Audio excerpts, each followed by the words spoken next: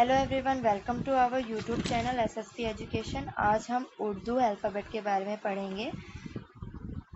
हरूफ तेज़ी। जिस तरह हिंदी के अल्फ़ाबेट को वर्णमाला कहा जाता है, ठीक उसी तरह उर्दू के अल्फ़ाबेट हरूफ तेज़ी कहलाते हैं। हरूफ तेज़ी में कुल 36 लेटर्स होते हैं। तो आइए आज हम इन लेटर्स के बारे में गौर फरमाते हैं। उर्दू अल्फ़ाबेट में जो सबसे पहला लेटर होता है वह होता है अलिफ। अलिफ के लिए हम हिंदी के अ अक्षर की आवाज़ निकालते हैं और उर्दू के अलिफ को अगर हमें इंग्लिश में इस्तेमाल करना हो तो उसके लिए हमें लेटर ए का इस्तेमाल करना होता है। इसके बाद जो हमारा सेकंड लेटर है वह है बे। बे के लिए हम हिंदी के ब अक्षर का इस्तेमाल करते हैं और इंग्लिश में बे के लिए हम बी अल्फ़ाबेट का इस्तेमाल करते हैं। उसके बाद और बे की पहचान हमेशा उसके नीचे लगे एक नुक्ते से की जाती है। इसके बाद जो हमारा अगला लेटर है वह है पे। पे की पहचान हमेशा उसके नीचे लगे 3 नुक्तों के जरिए की जाती है। पे के लिए हिंदी के प अक्षर का इस्तेमाल किया जाता है और इंग्लिश में पे के लिए लेटर पी का इस्तेमाल किया जाता है। इसके बाद जो हमारा नेक्स्ट लेटर आता है वह है ते।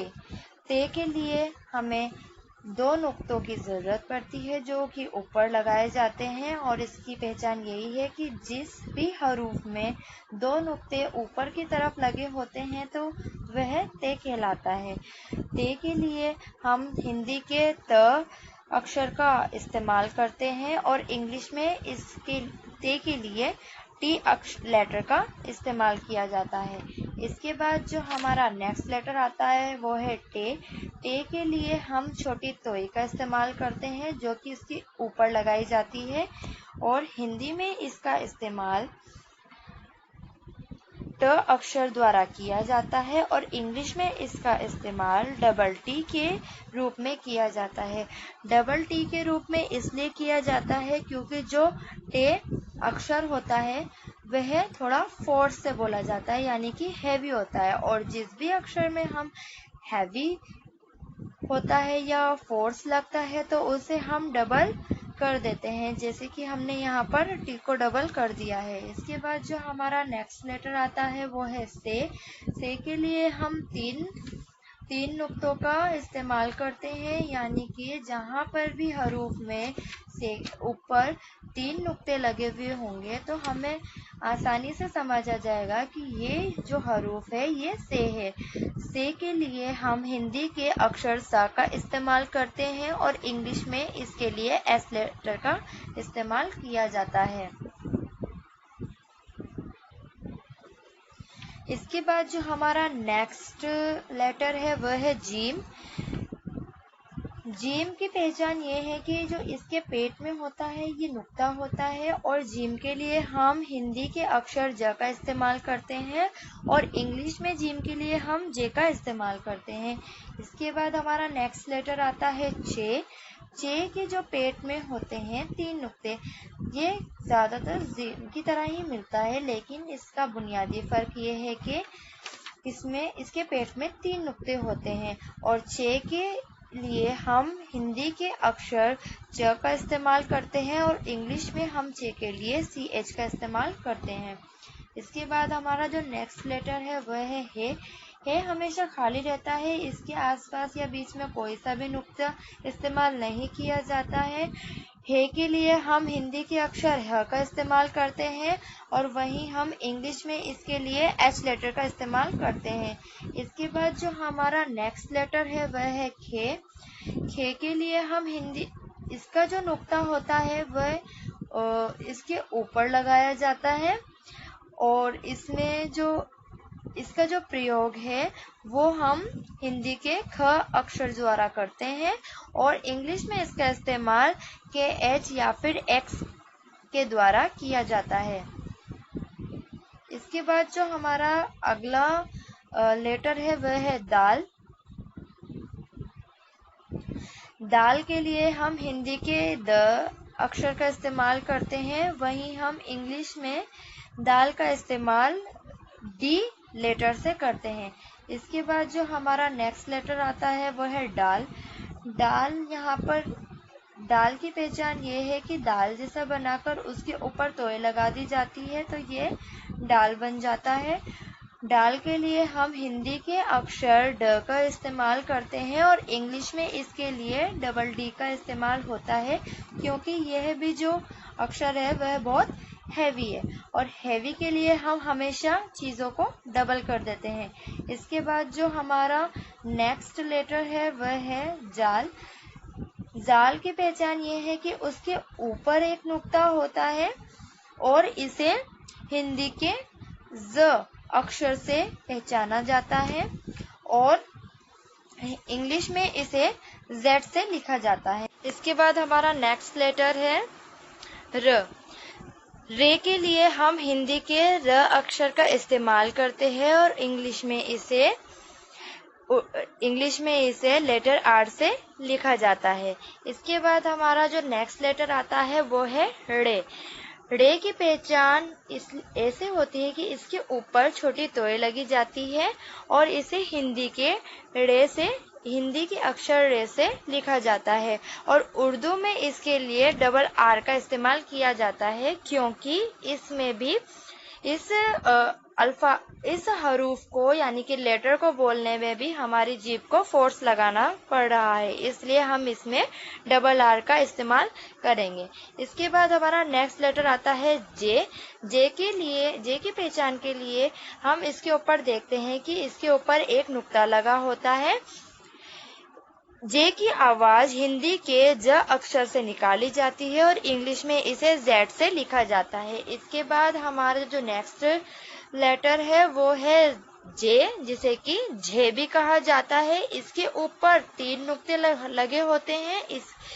इसकी जो लिखावट है यानी कि जो इसके लिखने का तरीका है वह बिल्कुल सेम ऊपर वाले जे की तरह होता है, यानी कि कैसे जब हम इसे हिंदी में लिखते हैं तो ये वाला जे और ये वाला जे दोनों सेम होता है, लेकिन अगर हम इसे उर्दू में लिखते हैं तो इस वाले जे में 1 नुक्ता होता है और दूसरे वाले जे में 3 नुक्ते होते हैं और इसे जे और झे बोला जाता है। जे को इंग्लिश के अक्षर जेड और एच से लिखा जाता है। इसके बाद हमारा नेक्स्ट जो लेटर है वह है सीन। सीन के लिए हम हिंदी के स अक्षर का इस्तेमाल करते हैं, वहीं हम इंग्लिश में सीन के लिए एस लेटर का इस्तेमाल करते हैं। इसके बाद आता है हमारा शीन। शीन और सीन में बुनियादी फर्क ये है कि शीन जो होता है उसमें 3 नुक्ते लगे होते हैं और इसकी आवाज श होती है, जो कि हिंदी के अक्षर श से निकाली जाती है। अगर हमें इसे इंग्लिश में लिखना हो तो हम इसके लिए एसएच लेटर का इस्तेमाल करते हैं। इसके बाद हमारा नेक्स्ट लेटर है स्वाद, यानी कि साद। इसे हम साद और स्वाद दोनों कह सकते हैं। स्वाद के लिए हमें हिंदी के स अक्षर का इस्तेमाल करना होता है और हम अगर इसे इंग्लिश में लिखें तो इसके लिए हमें लेटर एस का इस्तेमाल करना होता है। इसके बाद जो हमारा अक्षर है वह है ज्वाद। ज्यादातर लोग इसे द्वाद भी बोलते हैं, लेकिन उनका वो तरीका गलत है, जबकि इसे ज्वाद बोला जाता है और इसकी जो आवाज है वो हिंदी के ज अक्षर से निकलती है और इंग्लिश में इसे जेड से लिखा जाता है। जेड से इसलिए लिखा जाता है क्योंकि ज के नीचे जो बिंदी लग रही है यही इसके जेड होने का वजह है, यानी कारण है। इसके बाद हमारा जो नेक्स्ट लेटर है वह है तोय। तोय के लिए हम हिंदी के त अक्षर का इस्तेमाल करते हैं और इंग्लिश में इसका इस्तेमाल टी लेटर से किया जाता है। इसके बाद जो हमारा दूसरा लेटर है वह है जोय। जोय और तोय में एक बुनियादी फर्क ये है कि ये लिखा तो तोय की तरह जाता है, लेकिन इसके ऊपर इस नुक्ते की वजह से इसे जोय कहा जाता है और इसका जो इस्तेमाल होता है हिंदी के अक्षर ज से किया जाता है और इसके लिए भी हम इंग्लिश में अल्फाबेट जेड का इस्तेमाल करते हैं। इसके बाद जो हमारा नेक्स्ट लेटर आता है वह होता है एन। एन को हमेशा हिंदी के अ अक्षर के लिए इस्तेमाल किया जाता है, यानी कि जो इसकी आवाज होती है वो हमेशा अ से निकलती है, ना कि ए से निकलती है। ज्यादातर लोग एन में ये गलती करते हैं कि उसे एन बोलते हैं तो उसके लिए ए एनक वाले का इस्तेमाल करें, लेकिन ऐसा नहीं होता। ये तरीका बिल्कुल गलत है। हमेशा से हमें ये चीज याद रखनी है कि अगर एन आया है तो उसके लिए हिंदी का अक्षर अ का इस्तेमाल होगा और इंग्लिश में इसके लिए लेटर ई का इस्तेमाल होता है। इसके बाद जो हमारा नेक्स्ट लेटर है वह है गेन। गेन और एन में एक बुनियादी फर्क ये है कि गेन जो होता है उसके ऊपर एक नुक्ता होता है, जिसकी वजह से ये गेन कहलाता है। गेन में हिंदी के ग अक्षर का इस्तेमाल होता है और इंग्लिश में इसके लिए दो लेटर्स यूज होते हैं, एक तो होता है जी और दूसरा होता है एच। इसके बाद हमारा जो नेक्स्ट लेटर है वह है फे। फे की पहचान हमेशा उसके ऊपर लगे एक नुक्ते से की जाती है और इसको हिंदी के फ अक्षर से इस्तेमाल किया जाता है। इसके बाद इसका जो इंग्लिश में जो इसका रूपांतरण के लो या लिखावट के लो तो उसके लिए हम यूज करते हैं एफ का। इसके बाद जो हमारा दूसरा लेटर आता है वो है काफ। इसे हम काफ बोलते हैं या फिर छोटा काफ बोलते हैं। अब जो इसकी आवाज है वो हलक से निकाली जाती है और इसे हिंदी अक्षर क का इस्तेमाल होता है। इस अक्षर का इस छोटे काफ के लिए हमेशा हिंदी के क अक्षर का इस्तेमाल होता है और इंग्लिश में इसे क्यू से लिखा जाता है। इसके बाद जो है हमारा नेक्स्ट लेटर आता है काफ, जिसे बड़ा काफ भी कहते हैं और सिंपल काफ भी कहते हैं। इसके लिए हिंदी के सिंपल क का इस्तेमाल होता है और इंग्लिश में इसके लिए के का इस्तेमाल होता है। इसके बाद जो हमारा नेक्स्ट लेटर है वह है गाफ। गाफ और काफ में बुनियादी फर्क ये है कि जो गाफ होता है उसके ऊपर एक जबर जैसी आड़ी लाइन होती है और इसे हम इसका जो इस अक्षर का इस्तेमाल है इसके लिए हम हिंदी के ग अक्षर का इस्तेमाल करते हैं और इंग्लिश में इस अक्षर के लिए जी लेटर का इस्तेमाल किया जाता है। इसके बाद जो हमारा नेक्स्ट लेटर है वह है लाम। लाम के लिए हम हिंदी के अक्षर ला का इस्तेमाल करते हैं, वहीं हम इंग्लिश में इसके लिए एल लेटर का इस्तेमाल करते हैं। इसके बाद हमारा नेक्स्ट लेटर आता है मीम। मीम के लिए हम हिंदी में म अक्षर का इस्तेमाल करते हैं और हम इंग्लिश में इसके लिए एम लेटर का इस्तेमाल करते हैं। इसके बाद आता है हमारा नून। नून की जो पहचान है वो ये है कि ये गोल होता है और इसमें पॉइंट होता है, यानी अंदर एक नुक्ता होता है जिसे नून कहा जाता है। इसके लिए हम हिंदी के अक्षर न का इस्तेमाल करते हैं और इंग्लिश में इसके लिए एन का इस्तेमाल होता है। इसके बाद जो नेक्स्ट लेटर है वो है वाव। वाव के लिए हमेशा हम हिंदी के व अक्षर का इस्तेमाल करते हैं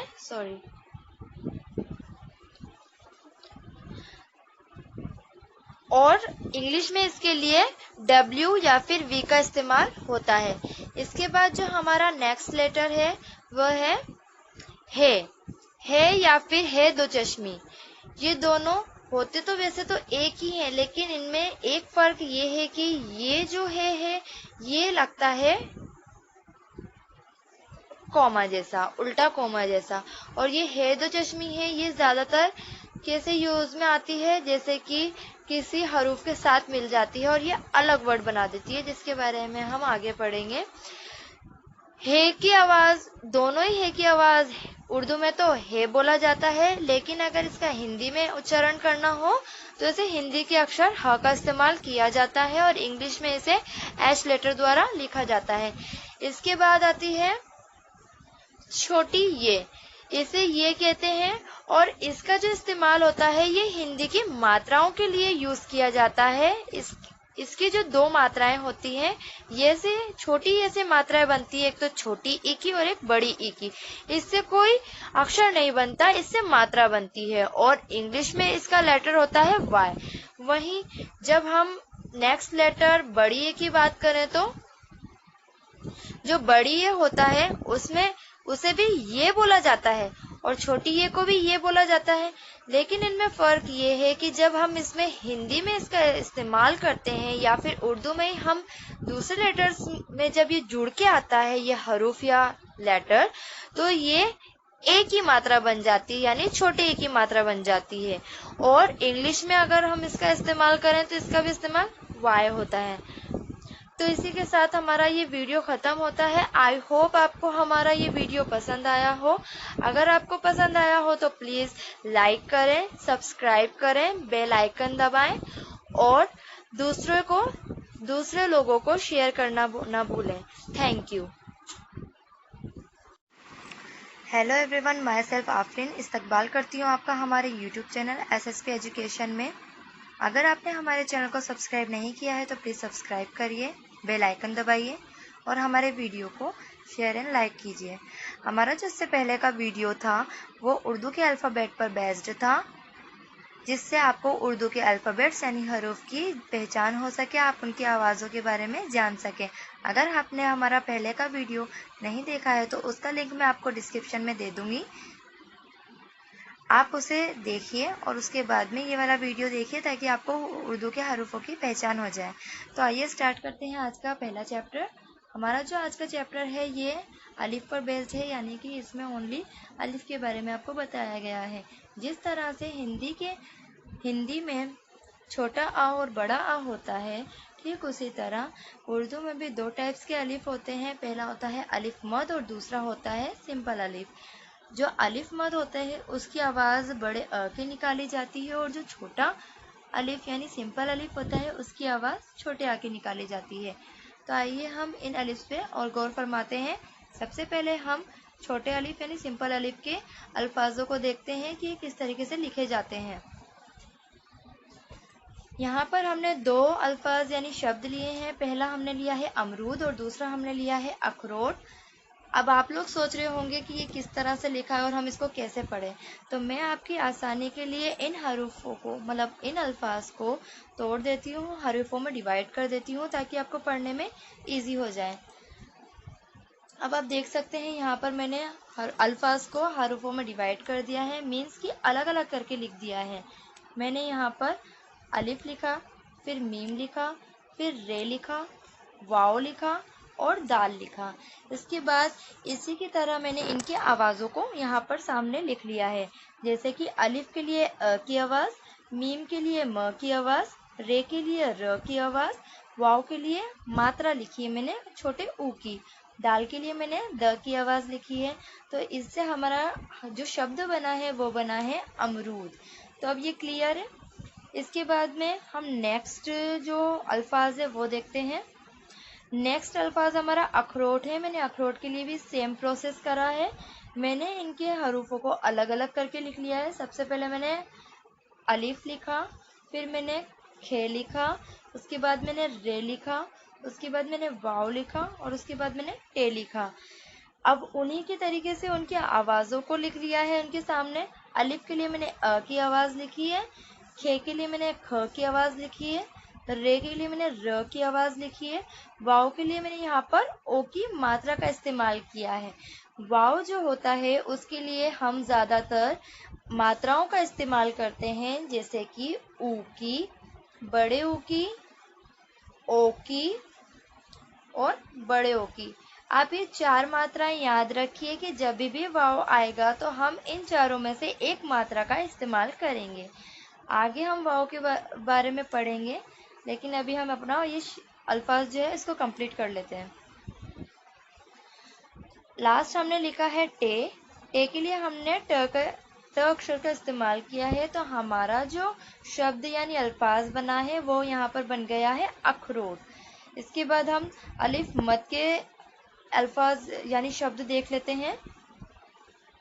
अलिफ मद के लिए मैंने यहाँ पर दो अल्फाज लिए हैं। सबसे पहला है आग और दूसरा है आरी। तो चलिए हम इन अल्फाजों को भी डिवाइड कर देते हैं हरूफों में। सबसे पहले है आग।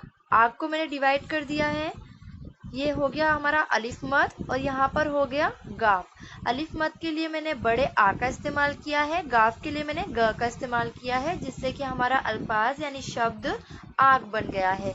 इसके बाद जो हमारा नेक्स्ट अल्फाज यानी शब्द है वह है आरी। आरी के लिए भी हमने सेम प्रोसेस किया है। सबसे पहले हमने अलिफ मद लिखा है, फिर रे लिखा है, उसके बाद में छोटी ये लिखा है। अलिफ मद के लिए हमने बड़े आ का इस्तेमाल किया है, रे के लिए हमने र का इस्तेमाल किया है, और ये छोटी ई के लिए हमने मात्रा यानी कि बड़ी ई का इस्तेमाल किया है। हमेशा ध्यान रखिए कि जब भी छोटी ई आएगी किसी भी अल्फाज में तो हम उसे कैसे लिखेंगे, हम उसका इस्तेमाल हमेशा मात्रा के लिए करेंगे, जैसे कि छोटी ई और बड़ी ई। ठीक है, तो हमारा जो अल्फाज यानी शब्द बना है वह बन गया है आरी। आई होप आपको हमारे वीडियो पसंद आए। Hello everyone, my self Afreen. आज हम क्लास 6 की उर्दू बुक जान पहचान के चैप्टर फर्स्ट का पार्ट सेकंड पढ़ेंगे। जिसका पार्ट फर्स्ट था उसमें हमने इसके चैप्टर को समझा था, और अब पार्ट सेकंड में हम इसके जो बुक का वर्क है वो करेंगे, यानी बुक वर्क करेंगे। किताब का काम यानी कि बुक वर्क। नीचे दी हुई तस्वीरों का पहला हर्फ लिखवाइए। अब आपकी आसानी के लिए मैंने यहाँ पर हिंदी में भी लिख दिया है इस क्वेश्चन को, ताकि आप लोग इसे आराम से पढ़ के समझ सकें कि इस क्वेश्चन में वो क्या कहना चाह रहा है। तो ठीक है, अब यहाँ पे नीचे पहली तस्वीर जो दी हुई है वो दी हुई है अनार की, और अनार जब हम लिखते हैं तो उसे अलिफ से लिखा जाता है, इसलिए हमने यहाँ पे ब्रैकेट में अलिफ लिख दिया है। उसके बाद में मैं आपको बताऊंगी कि अनार को उर्दू में किस तरह से लिखा जाता है। तो यहाँ पर मैंने बताया है आपको लिख के, जो छोटा आ है उससे हमने अलिफ लिख लिया है। यहाँ पर बड़ा ना यानी कि ना के साथ में आ की मात्रा लगी हुई है, तो यहाँ पे हमने नून के साथ में अलिफ लगा दिया है और ना बना दिया है बड़ा, और उसके बाद में र है उसके लिए हमने रे हरूफ का इस्तेमाल किया है। इससे हमारा शब्द अनार बन गया है, और इसे इस तरीके से लिखते हैं। इसके बाद में जो हमारा नेक्स्ट तस्वीर है वो है आँख की। आँख जो लिखा जाता है शब्द वो लिखा जाता है अलिफ मद से, तो यहाँ पर हमने अलिफ मद लिख लिया है। उसके बाद में हम आँख को उर्दू में किस तरीके से लिखेंगे, तो यहाँ पर मैंने बताया है कि बड़े आ के लिए हमने अलिफ मद का इस्तेमाल किया। यहाँ पर चंद्र बिंदु यानी मात्रा है, तो इसके लिए हमने नून का इस्तेमाल किया है। और उसके बाद में खे है, खे के लिए ख है, ख के लिए हमने काफ के साथ में दो चश्मी का इस्तेमाल किया है।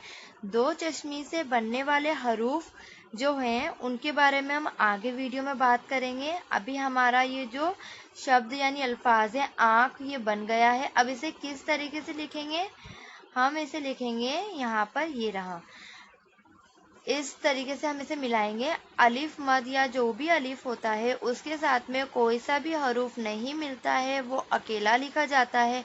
इसके बाद हमारा जो नून है, नून को हम काफ में मिला देंगे, और काफ के साथ ऑलरेडी दो चश्मी मिली हुई है, तो इस तरह से हमारा जो वर्ड आँख है वो बन जाता है, और उर्दू में उसे इस तरीके से लिखा जाता है। इसके बाद जो हमारा नेक्स्ट वर्ड यानी नेक्स्ट तस्वीर है वो है अलमारी। अलमारी हम पहला, अलमारी का जो पहला हरूफ लिखा जाता है वो लिखा जाता है अलिफ से, जो कि हमने यहाँ पर लिख दिया है। अब उर्दू में अलमारी को लिखा किस तरह जाता है, अलमारी के लिए हम जो छोटा अ है उसके लिए हमने अलिफ का इस्तेमाल किया है, ल के लिए हमने लाम का इस्तेमाल किया है, म के साथ में आ की मात्रा लगी हुई है, तो यहाँ पर हमने मीम के साथ में अलिफ लिख दिया है ताकि माँ की आवाज़ बन गई है। और उसके बाद में र है, र के साथ में बड़ी ई की मात्रा लगी हुई है, तो वैसा ही सेम हमने यहाँ पर करा है। र हरूफ के साथ में छोटी ई लगा दी है। छोटी ई का इस्तेमाल हम मात्राओं के लिए करते हैं, इसलिए यहाँ पर बड़ी ई की मात्रा बन गई है, और इससे हमारा जो हरूफ है और हरूफों को जोड़ के जो शब्द है अलमारी वो बन गया है। उसको इस तरीके से लिखा जाता है उर्दू में। अलिफ मिलता नहीं है किसी भी हरूफ के साथ, लाम को हम मीम के साथ मिला देंगे, और मीम के साथ अलिफ पहले से ही जुड़ा हुआ है। जो र है वो भी किसी के साथ नहीं मिलता, और जो छोटी ई है वो भी अकेली लिखी जाती है र के साथ में। तो ये हमारा जो उर्दू में अलमारी इस तरीके से अल्फाज लिखा जाता है। इसके बाद जो हमारा नेक्स्ट तस्वीर है वो है आम की। आम के लिए हमने अलिफ मद का जो पहला हरूफ है वो लिख दिया है, यहाँ पे अलिफ मद लिख दिया है। उसके बाद में यहाँ पर हमने उर्दू में लिख के बताया है, बड़े आ के लिए हमने अलिफ मद का इस्तेमाल किया है और म के लिए हमने मीम का इस्तेमाल किया है। उससे जो हमारा अल्फाज यानी कि शब्द है वो आम बन गया है। उर्दू में उसे इस तरीके से लिखते हैं, अलिफ के साथ मीम नहीं जुड़ेगा, अलिफ अकेला लिखा जाएगा और मीम लिखा जाएगा। उसके बाद में जो हमारा नेक्स्ट तस्वीर है वह है अंडा। अंडा जो है वो लिखा जाता है अलिफ से, तो हमने यहाँ पर अलिफ लिख दिया है। उसके बाद में उर्दू में से कैसे लिखेंगे, छोटे आ के लिए हमने अलिफ का इस्तेमाल किया है और अंक की बिंदी के लिए हमने नून का इस्तेमाल किया, क्योंकि ना की आवाज़ आती है। ड के साथ में आ की मात्रा है, इसलिए हमने डाल के साथ में अलिफ लिख दिया है यहाँ पे। तो इससे जो हमारा अल्फाज यानी शब्द है वो अंडा यहाँ पे बन गया है। नून यहाँ पे जो अंडा लिखा गया है उर्दू में अलिफ अकेला लिखा गया है, नून के साथ में डाल को मिला दिया है और वापस से जो अलिफ है डाल के साथ उसे अकेला लिखा गया है। तो इस तरीके से हमारा जो उर्दू में अल्फाज है अंडा वो ऐसे लिखा जाता है। इसके बाद जो हमारी नेक्स्ट तस्वीर है वह है आलू की। आलू के लिए हमने यहाँ पर अलिफ मद लिख दिया है ब्रैकेट में और उसके बाद में आलू को लिखेंगे कैसे, हम बड़े आ के लिए हमने अलिफ मद ले लिया है और लू के लिए हमने लाम और वाव ले लिया है, क्योंकि वाव जो होता है वो भी मात्रा के लिए इस्तेमाल किया जाता है। उर्दू में हम आलू को किस तरह से लिखेंगे, अलिफ मद लिख देंगे और लाम के साथ में वाव मिल जाएगा। तो ये हमारा जो हरूफ यानी शब्द है आलू वो लिखाई में आ जाएगा। ठीक है, आई होप आपको हमारा वीडियो पसंद आया हो। मिलते हैं नेक्स्ट वीडियो में। Thank you.